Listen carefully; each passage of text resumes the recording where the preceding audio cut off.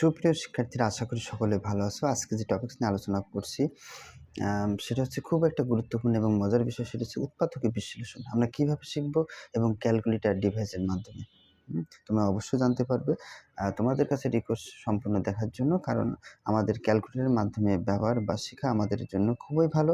এই কারণে বলছি, কারণ আমাদের কিন্তু মূল নিয়মে আমরা পারি বা জানি। মূল নিয়মে পারার শর্তেও আমাদের কখনো কখনো এমন সময় আসে যে ক্যালকুলেটর ব্যবহার আমাদের শেখা অবশ্যই জরুরি এবং প্রয়োজন। কেন বলছি? কারণ এই সংখ্যাগুলো অনেক সময় বড় হয়ে যায়। দেখো, এখন বর্তমানে ১৩২ আছে। এই সংখ্যাকে আমরা কীভাবে করবো হঠাৎ করে আমাদের মাথায় আসে না, এবং কোথাও যে আমরা একটা রাফ করবো সে জায়গাও আমাদের থাকে না। কিন্তু ক্যালকুলেটর ব্যবহার কিন্তু আমাদের থাকবে, কারণ সরকার কিন্তু আমাদের বলি নাই যে ক্যালকুলেটর ব্যবহার করে না, আমাদেরকে ক্যালকুলেটর ব্যবহার করতে বলছে। যেহেতু ব্যবহার করতে বলছে, আমরা ক্যালকুলেটর ব্যবহারে আমাদের শিখে রাখি। আমাদের কখন কোথায় কাজে লাগবে আমরা বুঝি না বা জানি না। যাই হোক, দেখো, আমরা এই ক্যালকুলেটর বর্তমানে যেটা আমার কাছে আছে 991, এটা দিয়ে আমি করে দেখাবো। আর অন্য যে কোনো ক্যালকুলেটর যদি তোমাদের কাছে থাকে তোমরাও শিখতে পারবে। তোমরা কমেন্টে জানাতে হবে যে স্যার কীভাবে করবো সেটা। এখন এই যেটা আছে এটা দিয়ে করছি। এটা যখন আমি করবো, অ্যাট ফার্স্টে ক্যালকুলেটরটা আমাদের ডিভাইসটা অর্থাৎ অন্যভাবে থাকতে পারে, যাতে আমাদের উত্তরটা ভুল আসে।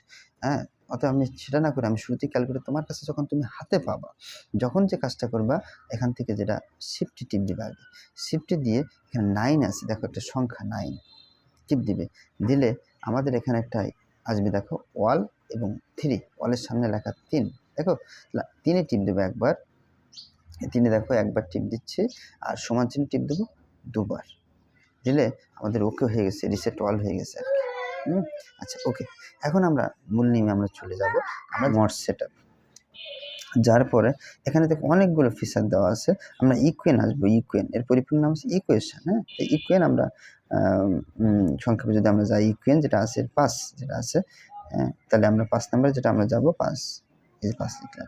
এরপর আমরা যাব 3 নাম্বার দ্বিঘাত সমীকরণ। দেখো 3 নাম্বার কীভাবে, এর পাওয়ার এক্স স্কোয়ার, এখানে এ এক্স স্কোয়ার যোগ বি এক্স যোগ সি, এক্সের পরে প্রথম 2, এরপর একটা এক্স নেই, এটা দ্বিঘাত সমীকরণ 3 নাম্বার। তাহলে 3 নাম্বার টিপ দিব, দিলাম 3 নাম্বার টিপ আমরা, ওকে দিলে আমার এখানে এ বি আর সির মান চাচ্ছি। এর মান কত? মনে রাখবে এক্স স্কোয়ার বাদে। এক্স স্কোয়ার বাদে মানে কি? এক্স স্কোয়ার সহগ। তাহলে এক্স স্কোয়ারের সহগ কত বলো তো? এখানে কিছু নেই, কিছু নেই মানে 1। অনেকে বলেন সব পাওয়ার 2 না, 1। তাহলে এক্স স্কোয়ার সহগ 1, তাহলে আমরা 1 টিপ দেবো। যে 1 টিপ দিলাম তোমাদের সামনে, টিপ দিয়ে সমান চিহ্ন টিপ দেবো। দেওয়ার পরে চেরাটা কেমন আসছে দেখো। চেরা বলছি বির মান লাগবে। বির মান কত?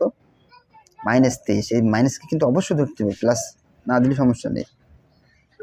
-23, এক্সের সহগ কত?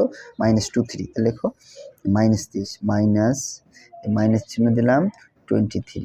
দেখো আমরা উঠছি কিনা একটু দেখি। এই যে -23, এবার সমান চিহ্ন টিপ দিবা, ওকে দিলাম। এরপরে লাস্টের মান কত? 132 লিখবা। কার মান আছে? সি এর মান কত? 132। 132 এক উপরে উঠছে? হ্যাঁ উঠছে। এবার সমান চিহ্ন দিবা, পরপর 3 বার টিপ। প্রথমবার আমি যদি টিপ দেই, দেখো আমার কোনো মান আসেনি, দেখো কিচ্ছু আসেনি। মানে এখানে কাজ করতেছে, মানে ক্যালকুলেটরের যে ব্রেন আছে সেই ব্রেনে কাজ করতেছে। আচ্ছা, এখানে আমি আরেকবার টিপ দেবো, সমান চিহ্ন আরেকবার টিপ দাও। দিলে এক্সনের মান থাকতেছে। এক্সের মান কত? 12। না, এক জায়গায় লিখে রাখবো এক্সনের মান কত? 12। 12 কিন্তু প্লাস। আবার যদি আমরা টিপ দিই, সমান চিহ্ন আরেকবার টিপ দেবো,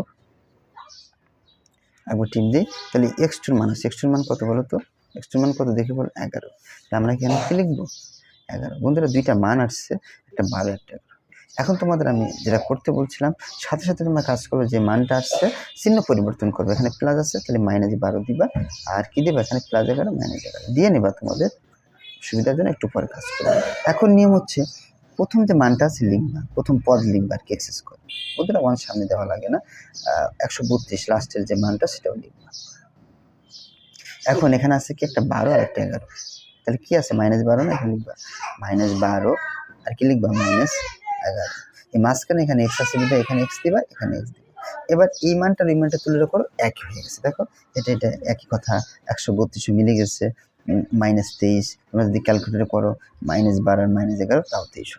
ওকে, এখন আমি এখানে 4টে পদ, 1 2 3 4। আমাদের নিয়ম হচ্ছে দুইটা করে পদ, দুইটা পদের ভিতরে কি কমন যায়, অর্থাৎ কি মিল আছে সেটা আমরা নিব। তাহলে এখানে যদি এক্স কমন নেই, তাহলে বন্ধুরা কমন নেওয়ার অর্থ হচ্ছে এখানে ওইটা দিয়ে আমরা ভাগ করা। তাহলে এখানে এক্স দুইটা আছে, একটা যদি চলে যায় একটা এক্স থাকে। এখানে এক্স যদি এখান থেকে চলে যায়, তাহলে এখানে কি থাকবে? 12। তোমাদের একটু শর্টকাট টেকনিক বলি। সেটা হচ্ছে প্রথম ব্র্যাকেটে যে মানটা হবে পরের ব্র্যাকেটে সেম ভাবে সেই মানটা হবে। এখন দেখো আমি দাগ দিয়েছিলাম কিন্তু এই পর্যন্ত দাগ দেওয়া শেষ। এখন খেয়াল করে দেখো এখানে এক্স বসে গেল। তাহলে নেই কিটা দেখে বলো তো, এখানে আছে -11x, এক্স কিন্তু বসে গেছে এখানে যেভাবে হোক। নেই কিটা -11, তাহলে এখানে লিখবো -11। ওকে, এখন তোমরা কমন নাও বা অর্থাৎ গুণ করো, -11 গুণ করলে -11x, আবার মাইনাসে প্লাস 12 গুণ করলে 8। তাহলে আমাদের নিয়ম হচ্ছে, আবার বলছি, অনেকে সাধারণত কমন নিতে পরবর্তীতে কমন নিতে সমস্যা হয়, স্যার 11 ভাগ করবো না গুণ করবো, কি কমন নেবো আমি বুঝতেছি না। এই জন্য শর্টকাট টেকনিকের কথা বলছি, প্রথম ব্র্যাকেটে যা আছে পরের ব্র্যাকেট আগে তাই বসাবা, তারপর এখানে যে অবশিষ্ট মান থাকবে, এখানে এক্স আছে, এক্স যেহেতু আমি বাদ দিয়ে ফেলছি, কি মান থেকে -11 নিচে বসাই দিই।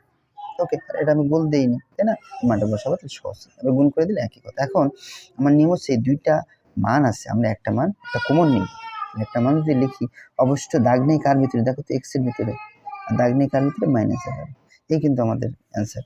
ওকে, তোমাদের আবার বলছি, তোমাদের উৎপাদক বিশ্লেষণ ক্যালকুলেটরের মাধ্যমে শিখে রাখবা, তোমাদের অবশ্য কাজে লাগবে যে কোনো পরীক্ষায়। এখন আবার যে কোনো ক্লাসে যদি আমি বলি তাহলে ভুল হবে না, অর্থাৎ যে কোনো ক্লাস বলতে হতে পারে 6, 7, 8, 9, এই ক্লাসগুলো বিশেষ করে, বা কলেজের বা ভার্সিটি বলো না কেন, আমরা যে কোনো সময় আমাদের কাজে লাগবে। আবার কিছু কিছু সময় যখন আসবে আমরা কিন্তু ওই বড় বড় লেভেল ভার্সিটি লেভেল তখন কিন্তু আমরা ক্যালকুলেটর ব্যবহার করতে পারবো না, কিন্তু তার আগ পর্যন্ত যেগুলো আমাদের ব্যবহার করা প্রয়োজন সেগুলো আমরা ক্যালকুলেটর ব্যবহার করতে পারবো।